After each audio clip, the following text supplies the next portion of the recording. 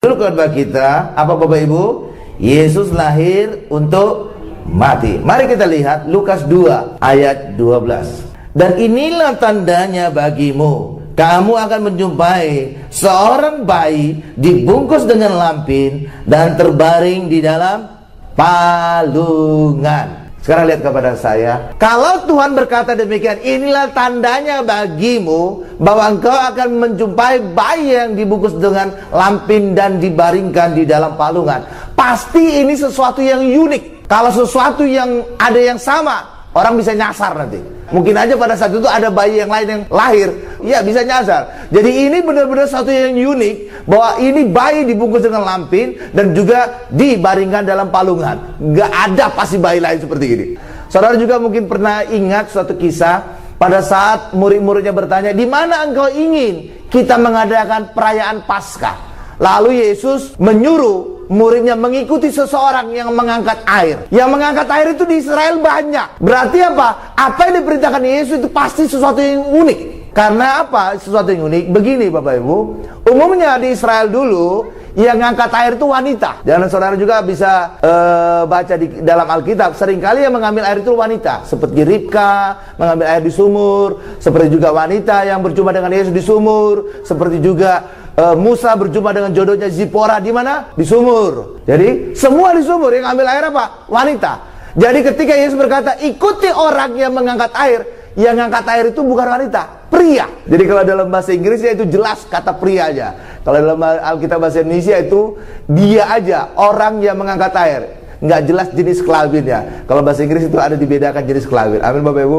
Jadi yang ngangkat air itu adalah pria. Oh, ini dia tandanya. Haleluya Bapak Ibu. Unik. Karena biasanya wanita, ini pria. Nah, ini juga tandanya bahwa bayi itu adalah Yesus adalah dibungkus dengan lampin dan dibaringkan di dalam palungan. Saudara tahu itu palungan apa? Palungan adalah tempat makan domba. Tempat makan domba itu adalah terbuat dari batu. Karena di Israel sana itu paling banyak batu, padang gurun berbatu-batu. Kalau kayu itu jarang Bapak Ibu, jarang itu kayu. Haleluya. Kalau sana batu banyak sekali. Ya, pasir banyak sekali. Amin Bapak Ibu, banyak batu, banyak pasir. Karena itulah palungan ini terbuat dari batu yang dilubangi, dikorek. Haleluya. Nah, kuburan Yesus itu juga adalah batu yang dilubangi seperti tempat makan domba, tetapi ukurannya besar Bapak Ibu. Karena itulah ini menjadi gambaran bahwa Yesus dilahirkan untuk mati dan memberikan nyawanya bagi kita. Itulah yang dikatakan Yesus bahwa aku datang bukan untuk dilayani, aku datang untuk melayani dan memberikan nyawaku sebagai tebusan. Coba kita lihat di dalam Matius 20 ayat 28. Sama seperti anak manusia datang bukan untuk dilayani, melainkan untuk melayani dan untuk memberikan nyawanya menjadi tebusan bagi banyak orang. Karena itulah Yesus datang untuk mati, lahir untuk mati, menyerahkan nyawanya. Jadi ada tujuan Yesus. Apa tujuannya? Pertama adalah untuk melayani. Yang kedua, untuk memberikan nyawanya. Artinya kalau saudara ingin hidup sesuai dengan rancangan Tuhan, maka harus dua ini yang saudara terima. Saudara menerima pelayanan Yesus. Yang kedua, saudara menerima tebusan Yesus. Benar Bapak Ibu? Nah iya dong. Karena kedatangan Yesus adalah dua ini tadi.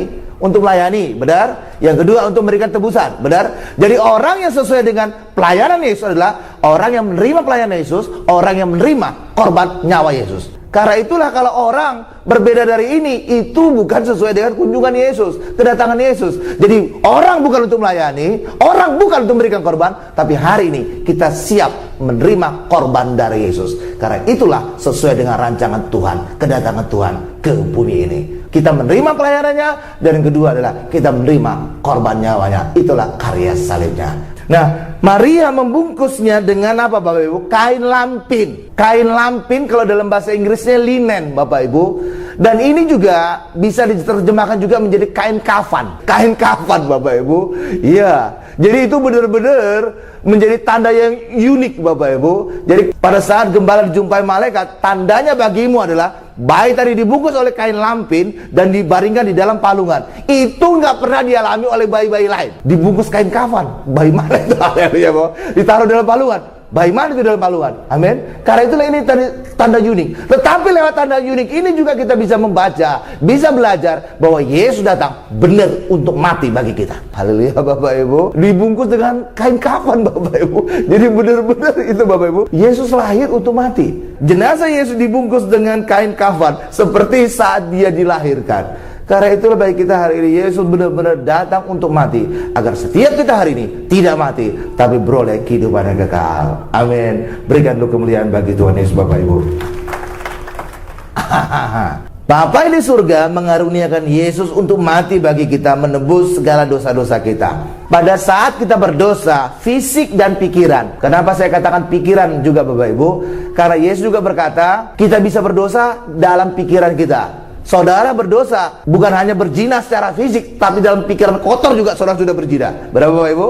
Ya, karena itulah ketika orang berdosa, apakah secara fisik, apakah pikiran, maka kita harus membayar dosa itu. Bagi orang Yahudi pada masa perjanjian lama, ketika mereka berdosa, maka mereka harus membayar dosa itu dengan datang ke bait Allah dan memberikan hewan korban. Datang ke bait Allah Bapak Ibu. Lalu apa yang dilakukan oleh orang Yahudi itu? Di depan imam, dia numpangkan tangan pada kepala domba itu. Dan apa yang terjadi kemudian? Dosa si orang Yahudi tadi pindah ke domba tadi, dan domba inilah harus mati menanggung dosa si orang Yahudi tadi. Sehingga apa? Sehingga orang Yahudi tadi bisa pergi, dosanya diampuni, dan dia beroleh berkat dari Tuhan. Itu perjanjian lama. Tapi bagi kita hari ini Bapak Ibu, saudara yang berdosa, saudara tidak lagi membawa korban, tetapi sebaliknya Allah sendiri yang memberikan korban bagi kita. Dan itulah lewat kehadiran Yesus. Jadi perjanjian lama, saudara datang memberikan korban pada saat orang berdosa. Tetapi bagi kita hidup dalam perjanjian baru, bukan saudara yang datang, tapi Yesus yang datang kepada saudara untuk memberikan korban bagi kita. Dan Yesus adalah anak domba Allah yang mati menebus segala dosa-dosa kita. Karena itulah bagi kita hari ini, saudara bisa ditebus, saudara bisa berkenan kepada Allah, bukan tergantung kepada apa yang saudara beri, tapi hari ini saudara ditebus, saudara berkenan apa yang saudara terima. Hari ini saudara terima Yesus, hari ini saudara terima pengampunannya, hari ini saudara terima Yesus, hari ini saudara selamat, hari ini saudara terima Yesus, hari ini saudara sembuh, hari ini saudara terima Yesus. Hari ini menjadi kemenangan bagi kita. Jadi kehidupan kita hari ini orang Kristen, bukan apa yang saudara perbuat, tapi hari ini apa yang saudara terima dari Yesus. Amin. Berikan kemuliaan bagi Tuhan Yesus. Tuh, haleluya. Karena itulah bagi kita hari ini, mari kita terima banyak hal dari Yesus. Kita terima karya salibnya, kita terima kemenangan dalam kehidupan. Allah mengasihi manusia dan setiap hal diciptakan untuk manusia Bapak Ibu. Dan itu jelas dikatakan di dalam Kejadian 1:26. Berfirmanlah Allah, baiklah kita menjadikan manusia menurut gambar dan rupa kita, supaya mereka berkuasa atas ikan-ikan di laut dan burung-burung di udara, dan atas ternak, dan atas seluruh bumi, dan atas segala binatang melata yang merayap di bumi. Jadi segala sesuatu disediakan Allah agar manusia berkuasa, agar manusia menikmati segala bumi dan isinya. Jadi Allah menciptakan manusia untuk menikmati semua ciptaan-ciptaan yang lainnya Bapak Ibu. Nah sekarang seruan dunia apa hari ini saudara dengar? Selamatkan bumi, selamatkan hutan, selamatkan lingkungan, selamatkan ozon, selamatkan binatang langka. Tapi tidak pernah dikatakan selamatkan manusia. Tapi selamatkan bumi dan isinya. Berapa Bapak Ibu ya? Selamatkan manusia nggak ada. Tapi hari ini seruan Allah, selamatkan manusia, maka bumi dan isinya akan terpelihara sempurna. Haleluya Bapak Ibu. Karena ketika saudara selamat, maka saudara akan berbuat baik, maka saudara akan memelihara bumi, lingkungan saudara. Tapi dunia sekarang enggak, justru lingkungannya harus dipelihara. Manusia ini cuekin, tetap aja hancur ini. Amin Bapak Ibu. Haleluya. Coba saudara lihat sekarang, selamatkan lingkungan, selamatkan hewan langka. Kadang-kadang mereka lebih ganas untuk menyelamatkan hewan, manusianya dikorbankan Bapak Ibu. Lebih berharga monyet dibandingkan manusianya. Benar Bapak Ibu. Lebih berharga buaya, lebih berharga badak, lebih berharga segala macam dibanding ke manusianya. Benar Bapak Ibu? Haleluya. Iya kan? Karena itulah bagi kita hari ini, mari bukan selamatkan bumi, bukan selamatkan lingkungan, bukan selamatkan ozon, bukan selamatkan gletser, bukan selamatkan gunung es, tapi hari ini selamatkan manusia, maka bumi dan isinya juga otomatis menjadi selamat. Amin. Berikan dulu kemuliaan luar biasa bagi Tuhan Yesus. Haleluya. Haleluya. Dan Yesus datang untuk menyelamatkan kita sehingga bumi menjadi damai sejahtera. Sekarang kita masuk pada bagian kedua. Allah memberkati dan menguduskan hari ke-7. Allah memberkati dan menguduskan hari ke-7. Kita buka Kejadian 2 ayat 3. Lalu Allah memberkati hari ke-7 itu dan menguduskannya, Karena pada hari itulah ia berhenti dari segala pekerjaan penciptaan yang telah dibuatnya itu. Hari ketujuh itulah yang dikenal kemudian menjadi hari Sabat. Hari Sabat, hari yang dikuduskan Allah. Hari Sabat, hari yang diberkati oleh Allah. Amin Bapak Ibu. Nah, berbicara tentang hari Sabat, itu hari ketujuh Bapak Ibu. Dan Allah itu bekerja dengan suatu pola. 7 adalah angka sempurna dari Allah. Allah berhenti pada hari ketujuh, memberkati dan menguduskan hari Sabat ini. Setiap hal bekerja dengan prinsip 7 Bapak Ibu. Pelangi ada berapa warna? 7. Dan pelangi menjadi tanda dari Allah bahwa Allah tidak lagi menghukum manusia dengan air bah. Tapi kalau banjir di Jakarta itu bukan air bah itu Bapak. Banjir Jakarta itu memang udah kebiasaan. Ya, itu bukan air bah itu. Ya pokoknya Jakarta itu hujan sedikit langsung genang aja air. Aduh. Nah, demikian juga nada musik Bapak Ibu itu ada 7. Jadi selalu Allah itu bergerak dalam pola 7. Do, re, mi, fa, sol, la, si, do. Kembali lagi ke awal. Benar? Ada 7. Do, re, mi, fa, sol, la, si, do. Ada 7. Amin Bapak Ibu. Nah, 3 pasal pertama dari Lukas itu berkisah tentang Natal Bapak Ibu. Dan ini bisa kita bagi atas 2 kisah, atas 2 cerita. Cerita dari tentang 7 pribadi yang berharga di mata Allah, di antaranya Zakaria dan Elizabeth, dan juga 7 pribadi lain yang berharga di mata dunia tetapi tidak berharga di mata Allah. Zakaria dan Elizabeth Bapak Ibu itu adalah orang tua dari Yohanes Pembaptis, dan mereka telah lanjut usia. Zakaria seorang imam dan mendapat undi untuk menghidupkan mesbah dupa di Bait Allah. Mesbah dupa itu adalah salah satu perabotan di ruang kudus. Kalau ruang Maha Kudus hanya satu perabotan, namanya tabut perjanjian. Jadi Zakaria mendapatkan undi karena mereka adalah keturunan Harun Bapak Ibu, Zakaria, untuk menyalakan mesbah dupa yang ada di ruang kudus. Tetapi apa yang terjadi? Pada saat dia mendapatkan undi akan menyalakan mesbah dupa, di situ ada malaikat Gabriel. Gabriel itu artinya kekuatan Allah. Dan malaikat Gabriel Bapak Ibu menubuatkan sesuatu yang luar biasa bagi Zakaria, bahwa Zakaria akan segera punya anak di usia lanjutnya lewat istrinya yang bernama Elizabeth. Dan yang kedua yang dikatakan oleh malaikat Gabriel adalah anakmu akan melakukan hal yang luar biasa, hal yang besar. Apa yang dilakukan itu? Coba kita lihat Lukas 1 ayat 17. Haleluya Bapak Ibu. Nah, inilah tergenapi pada peristiwa kelahiran nanti dari Yohanes ini Bapak Ibu. Jadi dari sini akan kita lihat ada hubungan, ada kaitan antara perjanjian lama dengan perjanjian baru. Semakin jelas bahwa perjanjian lama perjanjian baru itu saling berkaitan. Kita lihat Lukas 1 ayat 17. Dan ia akan berjalan mendahului Tuhan dalam roh dan kuasa Elia untuk membuat hati bapak-bapak berbalik kepada anak-anaknya, dan hati orang-orang durhaka kepada pikiran orang-orang benar. Dan dengan demikian menyiapkan bagi Tuhan suatu umat yang layak baginya. Jadi Zakaria mendapatkan 2 hal dari Gabriel. Pertama, bahwa tahun depan dia akan segera punya anak. Yang kedua, anaknya akan melakukan pekerjaan besar, yang apa yang dikatakan oleh Maliaki. Amin Bapak Ibu ya, akan membuat hati bapak berbalik kepada anaknya, dan hati anak-anak berbalik kepada bapak-bapaknya. Tetapi apa reaksi Zakaria Bapak Ibu? Apakah dia berkata, oh puji Tuhan, ini yang sudah saya nanti-nantikan? Oh tidak Bapak Ibu, ini imam ini justru bukan berkata demikian Bapak Ibu. Justru dia meragukan perkataan malaikat. Haleluya Bapak Ibu. Apa dikatakan oleh Zakaria? Saya seorang tua dan istri saya lanjut usia. Dia tidak percaya Bapak Ibu, padahal ini imam. Akibatnya apa? Gabriel membuat Zakaria itu menjadi bisu selama berapa lama? 9 bulan 10 hari. Kok tahu Pak 9 bulan 10 hari? Alkitab tidak berkata. Ya, karena malaikat Gabriel berkata, kamu akan bisu sampai semuanya tergenapi. Kapan tergenapi? Pada saat anak itu lahir. Benar? Lahir anak berapa bulan dikandung? 9 bulan 10 hari. Haleluya Bapak Ibu. Ya kan? Jadi Zakaria bisu selama 9 bulan 10 hari. Nah, saudara pernah bertanya-tanya enggak? Kenapa Zakaria dibuat bisu? Kenapa enggak hukuman yang lain Bapak Ibu? Karena seringkali mulut kita ini membatalkan rancangan yang indah bagi kita. Rancangan Tuhan yang indah bagi kita. Seringkali mulut kita ini gak bisa kontrol Bapak Ibu. Seringkali mulut kita ini membatalkan sesuatu yang indah yang Tuhan telah siapkan bagi kita. Dan itu pernah terjadi pada perjanjian lama, pada pengintai. Jadi pada saat itu Musa mengutus 12 pengintai. 10 orang kembali dengan laporan negatif. Waduh, di tanah Kanaan itu memang subur, tetapi di situ ada raksasa. Kita itu seperti belalang, kita bisa dimakan, kita bisa mati. Dan hasilnya mati beneran mereka. Padahal Tuhan telah menyiapkan tanah Kanaan bagi mereka, tapi mulut mereka tidak kontrol, sehingga lewat mulut mereka mati dan mereka tidak masuk tanah Kanaan. Tapi 2 orang percaya Tuhan menolong kita dan raksasa itu menjadi makanan kita. Siapa? Yosua dan Kaleb. Jadi seringkali rancangan Tuhan yang indah, yang besar bagi kita digagalkan oleh mulut kita. Karena itulah masalah kita seringkali 2 inci dari batang hidung kita, Bapak Ibu. Haleluya, haleluya,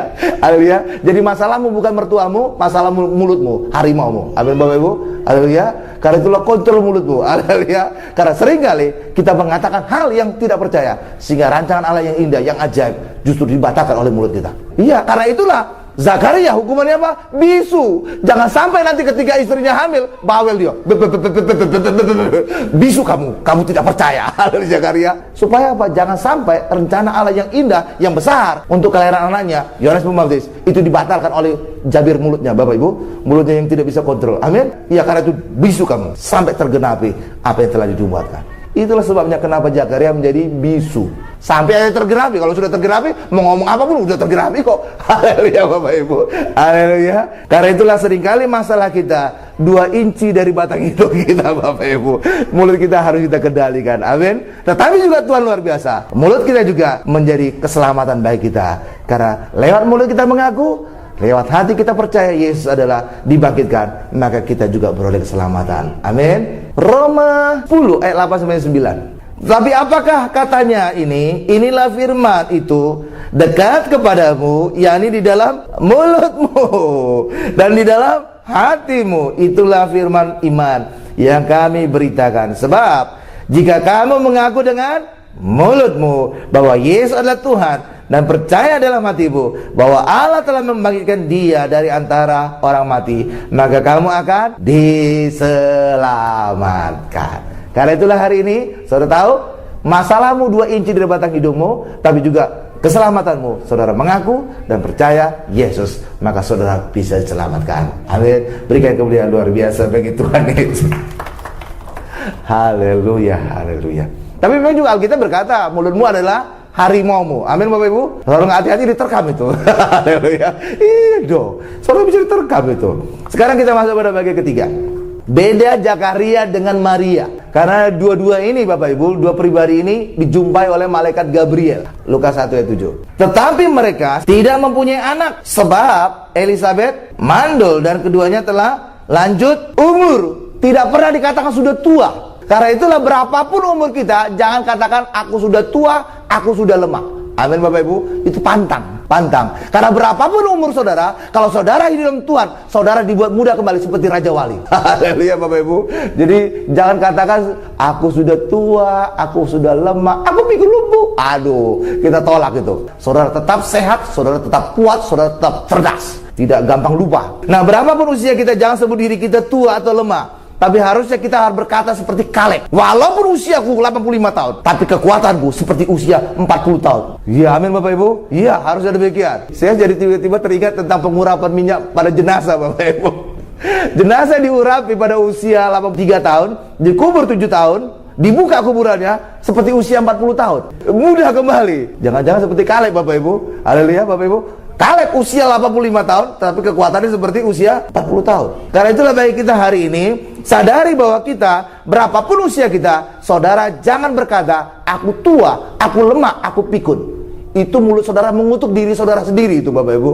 Haleluya. Saudara punya pikiran positif, punya pikiran yang sehat, punya pikiran bahwa Tuhan selalu memperbarui, membuat kita sehat, membuat kita kuat. Amin, Bapak Ibu. Iya, dunia boleh berkata apa saja, dunia memang mati, dunia memang mengalami segala ketuaan, mengalami pikun, tapi anak-anak Tuhan, sel-sel tubuh kita diperbarui setiap pagi, diperbarui terus sehingga kita tetap sehat. Amin, Bapak Ibu. Dan itu terbukti dengan Abraham dan Sarah, Bapak Ibu.